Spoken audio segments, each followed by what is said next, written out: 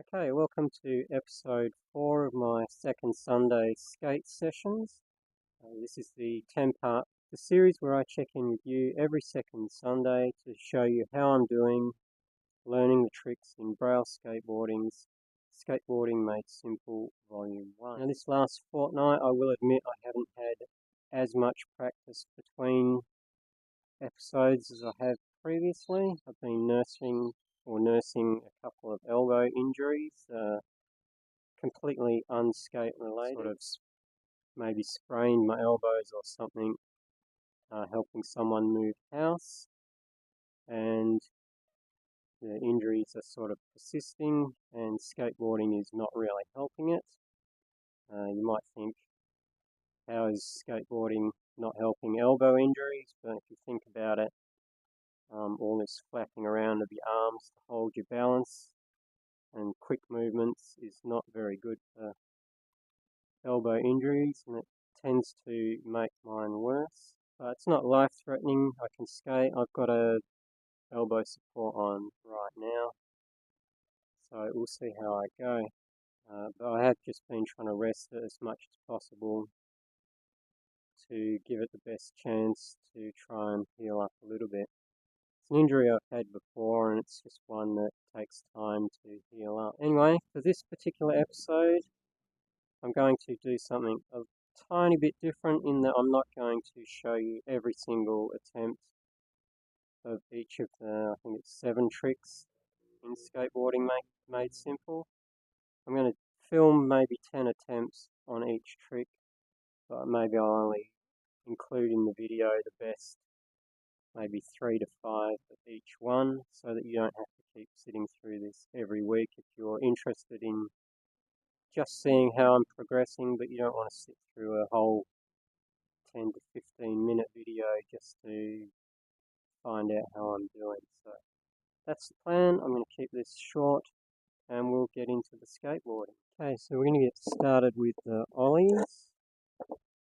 And I just mentioned I learned a really good tip from the Skate IQ YouTube channel about how to improve your ollies. And that was, instead of just kicking straight down on the tail, to actually kick sort of down and backwards. And that would sort of help level out your ollies and help lift them up and level them out. And I've been trying that, and it's been kind of working, so we'll see how that goes today.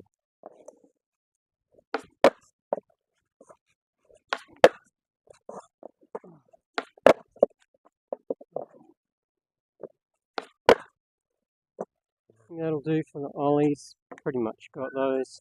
Move on to frontside 180 ollies.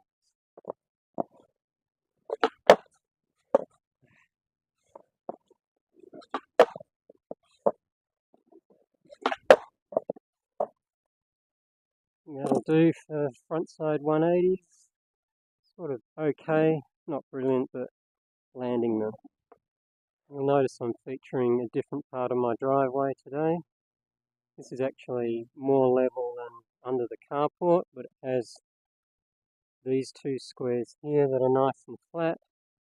And then over here and over here I've got ridges sticking up that kind of throw me off a little bit, because I've definitely bumped into them and been knocked off the board, like the equivalent of hitting a pebble when you bump into those.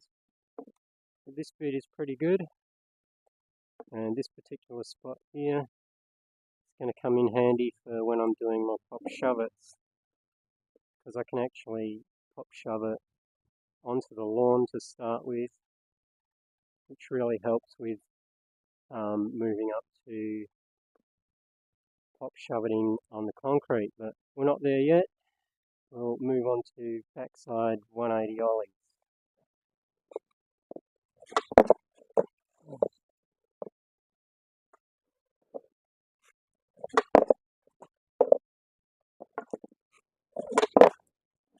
I'm not really getting these the full 180, but at least I'm staying on what I am landing. So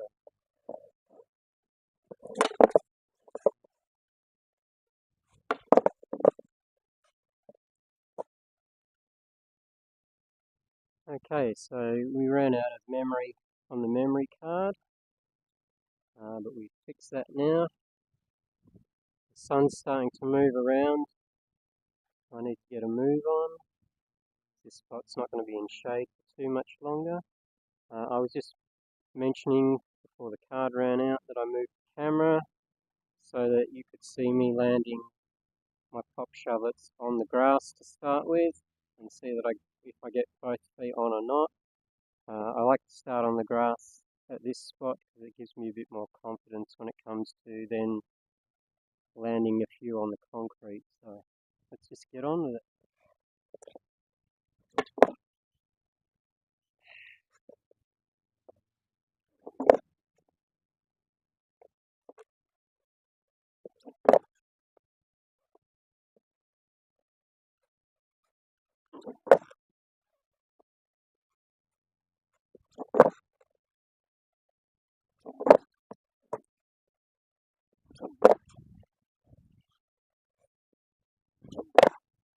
Try some moving ones.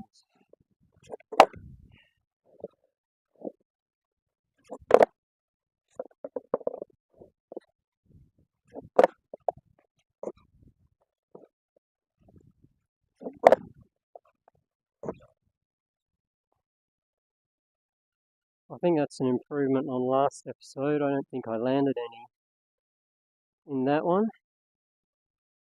I'm going to move the camera forward again because it's now sitting out in the sun, and then we'll move on to front side Pop Shuv-its.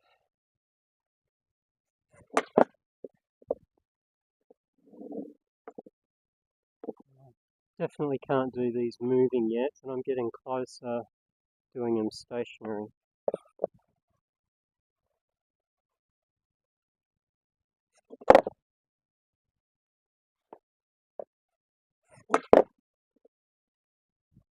You just get that spin just a little bit more. But usually if I try to spin them faster, it spins the board completely out from underneath my front foot.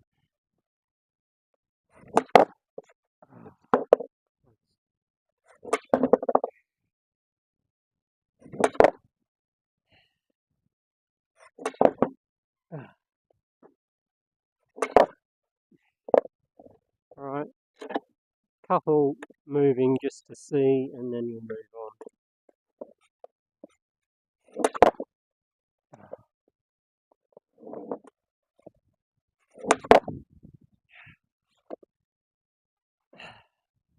Surprisingly, those two are actually just that tiny bit closer with more of my back foot getting back on the board. But now we'll move on to heel flips. I wouldn't say I've particularly improved at these.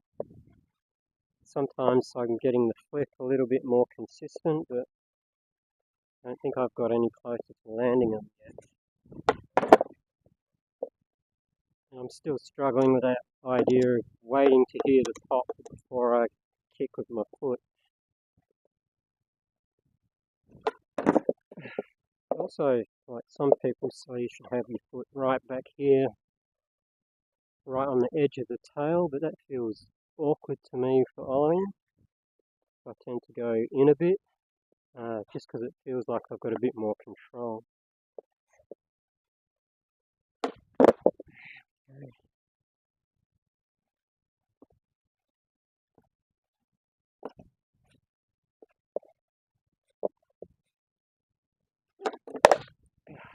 Alright, so this doesn't look like it's happening today at all.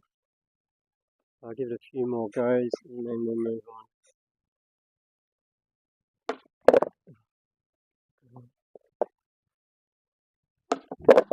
on. Alright, couple moving and then we'll move on.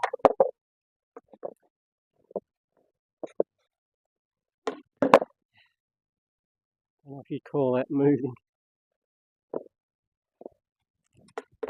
No. Alright, move on to kickflips.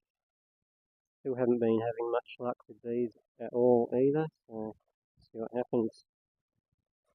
Right.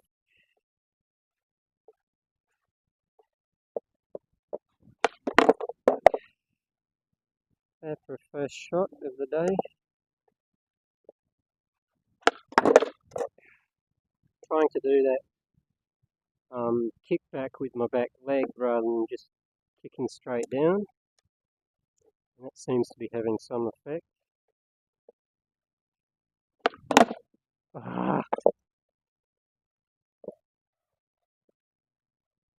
Close, but we're not counting any ones that we land like that.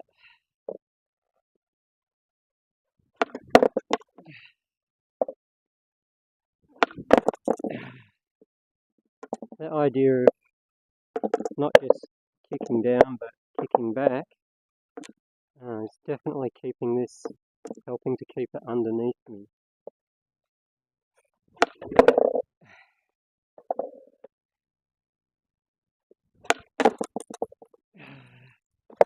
That's 3 that I've landed like this now. So, the kickback thing must be working. I don't usually get that lucky.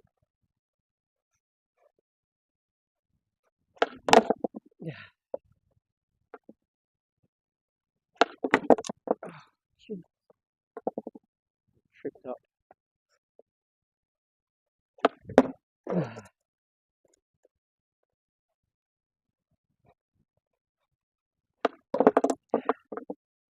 Try a couple moving and we'll call it a day.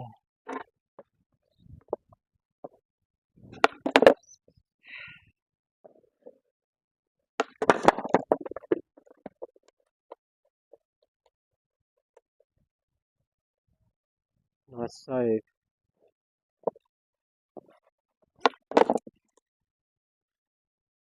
I think I'm going to leave it there for today.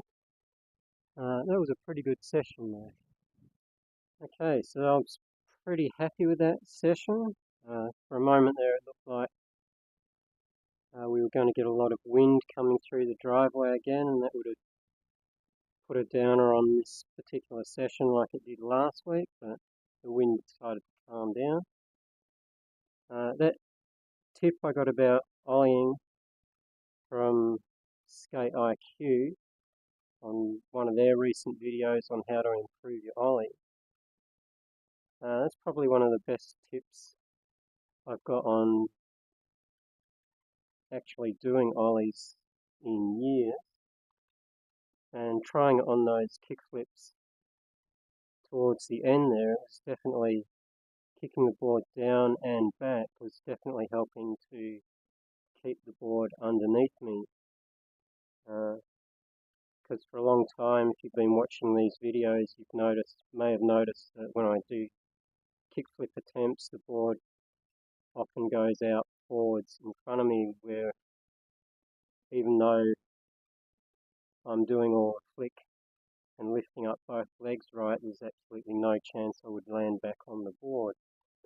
But as you saw in this video, I did quite a few attempts there where I landed both feet back on the board, even though it was tail straight to the ground, which personally I don't count as a land. But still, I did more of those this session than I have in any other session in a long time. So that tip's really helped. And I'm also glad with the Pop Shuv-its that I was doing, I got to show you that I am able to land back on the board with those. And I did a couple kind of moving, even though it was moving very slow, but I still landed back on the board. So I was able to show you a bit of progress there. And I think even with the front side Pop Shuv-its, I kind of was surprising myself a little bit by getting more of my back foot on when I was doing those moving than what I was standing still. So there's a little bit of improvement there too.